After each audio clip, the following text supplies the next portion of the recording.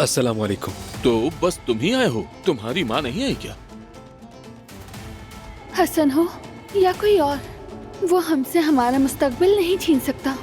मैं ऐसा हरगिज नहीं होने दूंगी। यास्मीन को कौन मांगेगा? अकेले लड़के को इसका हाथ कैसे थमा दूं? आखिरकार तुम फंसी गए हसन कारब है। क्या हुआ फराद, कहाँ जा रहे हो? कुछ बहुत जरूरी काम है, मुझे जाना पड़ेगा।